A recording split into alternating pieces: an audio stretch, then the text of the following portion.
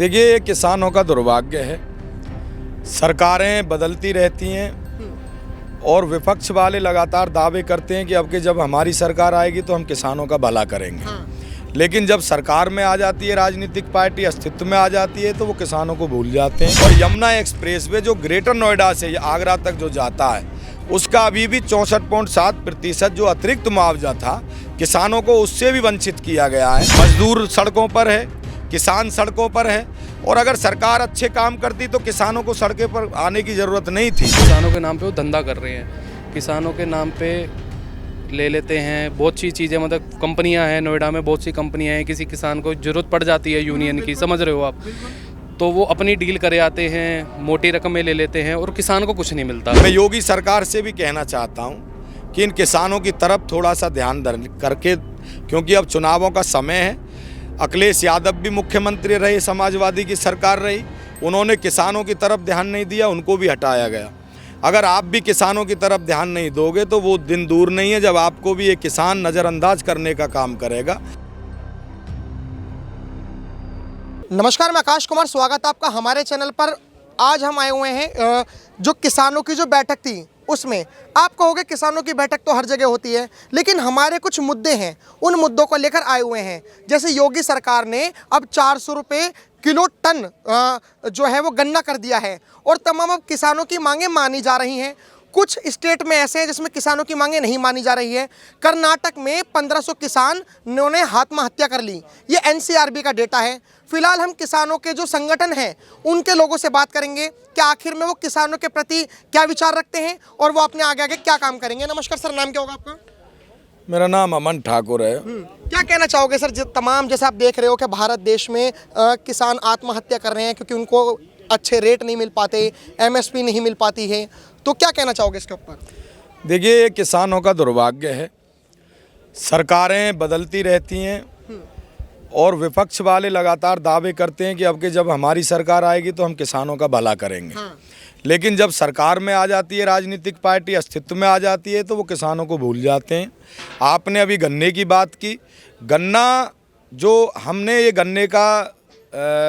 गन्ने का विरोध किया था, इसका जो इन्होंने जो बढ़ाए हैं पैसे, हम चाहते थे कि हम करीब ये गन्ने का रेट 500 के पार होगा, लेकिन इन्होंने केवल थोड़ा सा दे करके किसानों को केवल लुभाने का काम करते हैं। और लगातार आपने देखा होगा कि नोएडा में एक बहुत बड़ी लड़ाई हम लोग लड़ रहे हैं, 10% प्लॉट की लड़ाई लड़ रहे हैं। वहाँ पर मुआवजा वितरण किया गया और जेवर एयरपोर्ट में बहुत सारी ज़मीनें किसानों की गईं। जेवर एयरपोर्ट में किसानों ने अपने घर तक दिए। अभी 6 गांव इन्होंने पहले फेस में 6 गांव इन्होंने R&R के नाम पर बसाने का काम किया और वहां के किसान भी हमारे बीच में हैं। उनको जो सारी सुविधाएं देनी थी वो सुविधा नहीं दी गई। और प्लॉट जो इन्होंने वादा किया था, अभी तक 15 वर्ष बीत जाने के बावजूद लगभग 2009 में इन लोगों ने वहां पर मुआवजा वितरण किया। 2009 के बाद इन्होंने ना तो अभी किसानों का प्लॉट दिया है, और यमुना एक्सप्रेसवे जो ग्रेटर नोएडा से आगरा तक जो जाता है, उसका अभी भी 64.7% जो अतिरिक्त मुआवजा था, किसानों को उससे भी वंचित किया गया है। और मैं आपको बता देना चाहता हूं कि एक बहुत बड़ी लड़ाई कृषक शक्ति इस पर लड़ रही है। जो योगी सरकार है वो किसानों के लिए बेस्ट कर रही है, नहीं कर रही? मैं आपसे जानना चाहता हूँ। देखिए, हमारा दुर्भाग्य है कि हो सकता है कि मुख्यमंत्री तक हमारी बातें कोई अच्छे से ना पहुंचा रहा हो। आपने देखा होगा कि अगर किसानों का भला होता तो ये आंदोलन नहीं होते। पूरे पश्चिमी उत्तर प्रदेश में आज आंदोलन हो रहे हैं, चाहे गन्ने के लिए हो या अपनी खेती हर मजदूरी बचाने के लिए हो। मजदूर सड़कों पर है, किसान सड़कों पर है। और अगर सरकार अच्छे काम करती तो किसानों को सड़कों पर आने की ज़रूरत नहीं थी। मैं आपको बताना चाहता हूँ कि ये दुर्भाग्य रहा हम लोगों का कि महंगाई तो एक साथ चरम पर पहुँच जाती है, लेकिन हमारी जो अनाज की जो मूल्य हैं, चाहे वो गन्ने का मूल्य हो, धान के मूल्य हो, गेहूं के मूल्य हो, वो बहुत थोड़े थोड़े करके ये लोग बढ़ाने का काम करते हैं। ये हमारा दुर्भाग्य रहा। और वास्तव में अब की बार 500 के पार गन्ना होना चाहिए था। जो किसान बाट भी देख रहे थे कि ये सरकार कहीं ना कहीं किसानों को तोहफा देने वाली है, लेकिन इन लोगों ने फिर से किसानों को एक छोटा सा प्रलोभन दे करके किसानों को ललचाने का काम किया। और चूंकि अब चुनावों का माहौल है, केवल 1 वर्ष रहा उत्तर प्रदेश में, मैं आपको बताना चाहता हूं कि चाहे विपक्ष की पार्टी हो या सत्ताधारी पार्टी हो, ये केवल चुनावों के समय में थोड़ा बहुत, अब ये पेट्रोल के थोड़ा बहुत 1-1.5 रुपए कम करने का काम करेंगे, लेकिन एक साथ बढ़ाते 10-10 रुपए हैं। तो ये बढ़ाते तो एक साथ क्वांटिटी में, लेकिन उसे कम करते हैं बहुत थोड़े थोड़े पैसे में। 50 पैसे कम कर दिए, 25 पैसे कम कर दिए। और इनका केवल, किसी भी सरकार की मैं बात करूं, हम लोग राजनीतिक पार्टियों की बात नहीं करते, क्योंकि राजनीतिक पार्टियों ने हमेशा किसानों को छलने का काम किया है। सरकार में या अस्तित्व में कोई भी पार्टी रही हो, उन्होंने हमेशा किसान मजदूर को टारगेट किया है। ये हमारे देश का दुर्भाग्य है। हमारे देश को सोने की चिड़िया कहा जाता था केवल इसलिए कि यहाँ का किसान खुशहाली के साथ अपने जीवन, अपने परिवार का जीवन यापन करता था।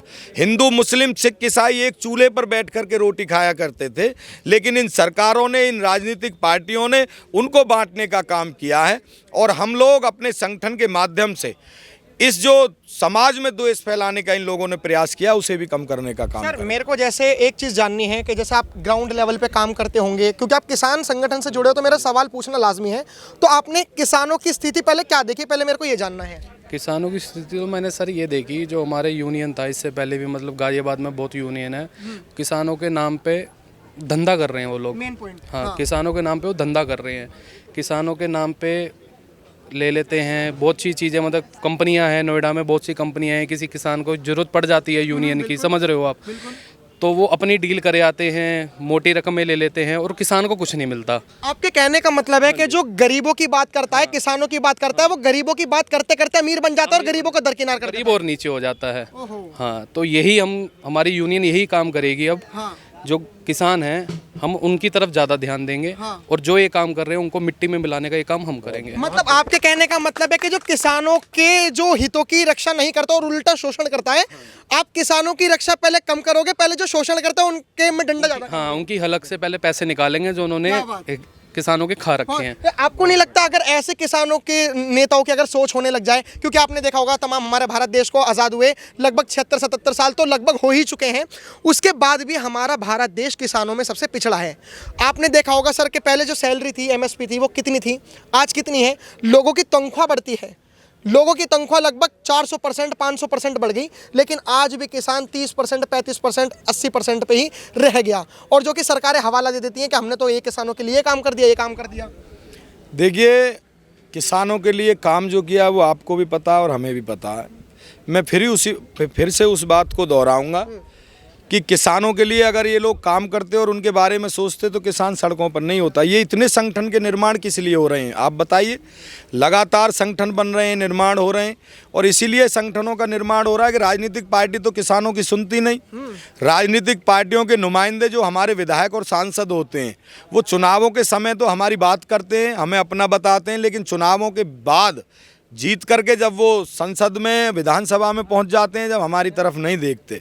इसलिए हम लोगों ने संगठन बनाया, और संगठन में बना करके हमारे जो देश के प्रधानमंत्री नरेंद्र मोदी जी हैं, आपको पता है उन्होंने आत्मनिर्भर बनने का नारा दिया था, और आत्मनिर्भर बनने की कड़ी में सबसे पहले किसान, मजदूर, नौजवान आत्मनिर्भर बनने की इस कड़ी में सबसे पहले वो अग्रसर हैं। इसीलिए किसानों ने संगठन बनाए और इसीलिए आत्मनिर्भर बन करके वो अपना काम करें। मैं 2-3 सवाल रखूंगा, क्योंकि हमारी जो वीडियो है ना, ये सिर्फ किसानों तक सेलेक्टिव नहीं है, कि तमाम युवा, बुजुर्ग वगैरह सबके पास जाती है। कुछ एलिगेशंस लगते हैं किसान संगठनों के ऊपर कि जो किसान संगठन है ये जानबूझकर बनाए जाते हैं ताकि जो ट्रक वाले होते हैं उनका टोल टैक्स का पैसा बचाया जाए और उससे पैसा खाया जाए। तो पहले मेरे को इस सवाल का जवाब चाहिए। देखिए, मैं आपकी बात को झुठलाऊंगा नहीं। आप जो कह रहे हैं, हो सकता है कुछ संगठन इस तरह के काम करते हों, लेकिन मैं आपको बता दूं कि हमारे संगठन में टोल कोई ज़्यादा महत्व नहीं रखता, और ये टोल एक किसानों के लिए व्यवस्था है। कुछ लोग इसका गलत इस्तेमाल करते हैं। ये मैं आपकी बात को सही मानते हुए मैं कहूँगा, कुछ लोग गलत इस्तेमाल करते हैं। कुछ लोगों ने धंधा बनाया हुआ है, और टोलों से कोई संगठन नहीं चलता। संगठन चलता है लोगों की सेवा करने से, संगठन चलता है समाज सेवा करने से, नौजवानों के रोजगार देने से। और किसानों के लिए जो प्रयास कर रहे हैं लोग, संगठन आप देख रहे हो कितने संगठन बने हुए हैं। आप संगठनों को छोड़ो, राजनीतिक पार्टियां कितनी हैं, लेकिन काम कर रही हैं केवल 3-4 राजनीतिक पार्टियां। कोई जानता भी नहीं होगा, इतने नाम होंगे 200 से 250 राजनीतिक पार्टियां प्रदेश में। कुछ लोग केवल अपना अस्तित्व बचाने के लिए पार्टी का गठन करते हैं। कुछ लोग संगठन भी इसलिए बनाते हैं कि उनके घर के जो काम है, उनके घर के काम चलें और उनकी खुद की जेब बनने का काम करें, और वो जो खुद के रोजगार हैं वो अपने ही रोजगार चलाएं, अपनी व्यवस्थाएं करें। लेकिन इन सारी बातों भी हमारे जिला अध्यक्ष ने कहा कि ऐसे लोगों पर भी लगाम कसने का हम लोग काम करेंगे और उन लोगों को पर्दाफाश करेंगे जो लोग किसानों के साथ लूट कर रहे हैं। पर्दाफाश करेंगे। वैसे 2027 के चुनाव बहुत नज़दीक है, लगभग 1 साल रह गया है। बिहार और उत्तर प्रदेश के चुनाव बहुत पेचीदे रहते हैं। सर, मेरे को एक सवाल है आपसे, जैसा आप युवा हैं, आपके पीछे भी लोग होंगे, आपके पीछे किसान भी होंगे जो अपनी समस्याओं को आपको बताएंगे। मैं फिर से जो टोल वाला सवाल इनसे था, मैं आपसे करूँगा कि क्या अगर ऐसा हो सकता है कि आपके ही लोग टोल का बहाना देकर वो फायदा जान पूछकर उठाएं? हमारी तरफ जो जितने भी यूनियन के हमारे ज़िले के बंदे हैं जो हैं, वो ऐसे लोग हैं, उनको टोल से कोई मतलब ही नहीं है, कोई मतलब ही नहीं उनको। वो खुद 20-20 लाख की गाड़ियां चला रहे हैं, मतलब ये चीज़ फ़र्क नहीं पड़ती। वो क्या कर रहे हैं, किसानों के बारे में सोच रहे हैं, किसानों का काम करवा रहे हैं, जो बहुत ज़रूरी है आज के टाइम पे, उनकी बातें सुन रहे हैं। तो हम उस चीज़ पे कम ध्यान दे रहे हैं, ज़्यादा ध्यान हम इस चीज़ पे दे रहे हैं कि किसानों की हम मदद कर सकें। लग रहा है कि आज के समय में भी, मतलब आप कलयुग तो इतना चरम पर है, 2025 आ गया, युवा किसानों पर ध्यान दे रहा है। बिल्कुल दे रहा है, बिल्कुल दे रहा है। अब का दे रहा है, हाँ। लेकिन हमारे राष्ट्रीय अध्यक्ष जी ने कहा ना कि ये जो यूनियन आधी से ज़्यादा जो बन रही हैं, वो अपनी जेब भरने के लिए बन रही है। हाँ, आधे से ज़्यादा यही काम हो रहा है। अब हम इस चीज़ को थोड़ा अलग लेके जाएंगे। आपके माध्यम से कह रहे हैं, किसी को भी कोई भी परेशानी होती है, हमारी भारतीय किसान यूनियन कृषि शक्ति है, हमसे मिले, हमसे संपर्क करें, हम उनकी पूरी सहायता करेंगे। सर, ये जो ज़माना है, ये डिजिटल ज़माना है और मोदी जी भी कहते हैं डिजिटल इंडिया। मान के चलिए अगर कोई किसान है, वो अनपढ़ है, मतलब इलिटरेट है, और उसका जो बेटा है वो थोड़ा पढ़ा लिखा है, अगर उसे मदद चाहिए हो, क्योंकि क्या होता है कि जो सरकारें होती हैं वो कुचल देती हैं उन लोगों को जो अपनी आवाज़ दिखाता है, और जो अधिकारी होते हैं वो तो चाहते ही नहीं है कि हमारे खुलासे हों, तो वो आपसे कैसे संपर्क करें? देखिए, संपर्क आजकल आपने कहा कि आजकल का युवा समझदार है, पढ़ा लिखा युवा है, और आज के दौर में ये सोशल मीडिया का दौर है। सभी लोग फेसबुक भी चलाते हैं, व्हाट्सएप भी चलाते हैं। हमारा संगठन इस देश के 11 से 12 हिंदी भाषी राज्यों में काम करता है, और इसमें यूपी में कम से कम 75 ज़िले हैं जिनमें हमारा संगठन कार्य कर रहा है पूरी मजबूती के साथ।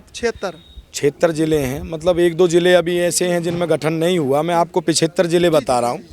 इन 75 ज़िलों में पूरी मजबूती के साथ हम लोग काम कर रहे हैं, और हमारे जो लोग हैं वो लोग ज़मीन पर रह कर के काम करते हैं। हम लोग हवाई बात नहीं करते, किसानों की बात करते हैं, नौजवानों की बात करते हैं। अभी हमने रोज़गार के विषय में बहुत बड़ी लड़ाई अपने क्षेत्र में नोएडा में लड़ी, और लोगों को रोज़गार भी दिलवाया। जो लोग रोज़गार के लिए तरस रहे थे, जो नौजवान, क्योंकि ज़मीनें वहाँ पर चली गई, लोगों के अपने परिवार के लालन पालन करने के लिए व्यवस्थाएं नहीं थी, हम लोगों ने लड़ाई लड़ी और सूरजपुर में रोज़गार मेला लगवाया।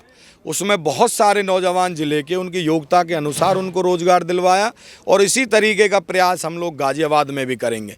आपने बात की राजनीतिक पार्टियों की, आपके चैनल के माध्यम से मैं योगी सरकार से भी कहना चाहता हूं कि इन किसानों की तरफ थोड़ा सा ध्यान करके, क्योंकि अब चुनावों का समय है।